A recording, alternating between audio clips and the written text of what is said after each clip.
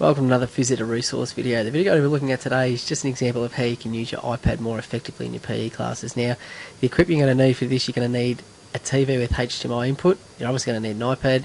You're going to need Apple TV if you've got Wi-Fi. If you haven't, a HDMI cord will do the job. Now, in our gymnasium, we've got a couple of sliding doors. Now, behind one of them is just an office. So what we've done is we've bolted a TV to that desk, and actually when we're wanting to use it, we open that sliding door up. When we want to protect it, we just slide that door closed. Now, what I've actually been doing is using the videos that I've got on my Visitor website and actually playing that to the students while I'm setting up. So the idea there is it actually minimises transition time. So instead of me finishing an activity, telling them to all sit at the side while I set up the next activity and then having to come and explain it, they're getting the explanation while I'm actually setting it up. So hopefully in a PE scenario, so secondary setting or primary setting, hopefully that would minimise the amount of disruptions you've got, because kids are sort of standing around waiting for you to actually get yourself sorted. So what I do is while I'm setting up, the students are watching the game, hopefully getting a good understanding. At the end of the video, what I do is I come in, ask a few checks for understanding to make sure they know what's going on.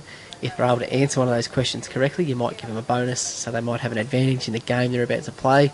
Hopefully that will make them engage and watch the video, and that way, when you've asked a couple of questions, you're ready to go. You can actually get the students to head out in their teams, and hopefully that way that the instructions are covered really efficiently. You're not having as much downtime waiting around and so on, so hopefully that makes your classes run a bit more effectively. For more mind game and resource ideas, head to visitor.com.au or subscribe to the Visitor YouTube channel or check me out on Twitter. Thanks guys.